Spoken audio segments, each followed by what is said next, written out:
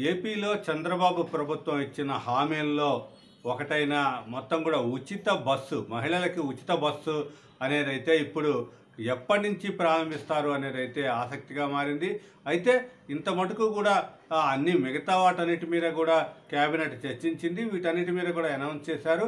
రేపటి నుంచి 1వ తారీఖున 4000 పెన్షన్ కూడా అందిస్తున్నారు.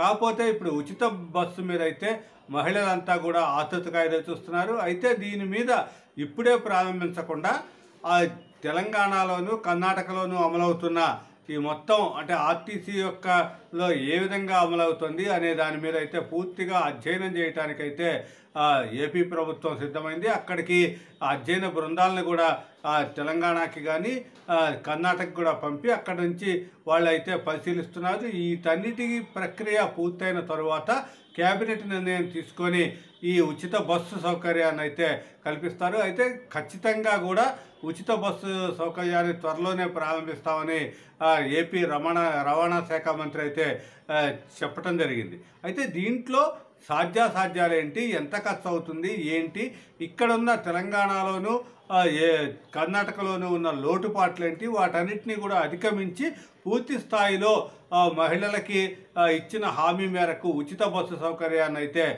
తీసుకురావడానికి చంద్రబాబు ప్రభుత్వం సిద్ధంగా ఉంది. త్వరలోనే ఉచిత బస్సు సౌకర్యాన్ని ప్రకటన కూడా చంద్రబాబు నాయుడు చేస్తారనేది అయితే రాష్ట్ర రవాణా శాఖ మంత్రి చెప్పడం జరిగింది. అయితే దీంతో పాటుగా ఆర్టీసీని ప్రభుత్వంలో విలీనం చేయటం అనేది కూడా ఒక ప్రక్రియ ఉంది. దానిని సజావుగా చేయలేదు జగన్ ప్రభుత్వం, ఇచ్చిన హామీని సరిగ్గా నిలుపుకోలేదు అనేది అయితే రవాణా శాఖ మంత్రి కూడా తెలిపారు. అయితే ఈ విషయంలో అయితే పూర్తి స్థాయిలో అధ్యయనం చేసిన తరువాత మాత్రమే మహిళలకు ఉచిత బస్సు అనేది అయితే అవుతుంది. అయితే ఈ నెల రోజుల్లో పూర్తి స్థాయిలో అధ్యయనం చేసిన తర్వాత 100 రోజుల లోపలే ఈ మొత్తం ఉచిత బస్సు సౌకర్యాన్ని కూడా కల్పించే అవకాశం ఉంది.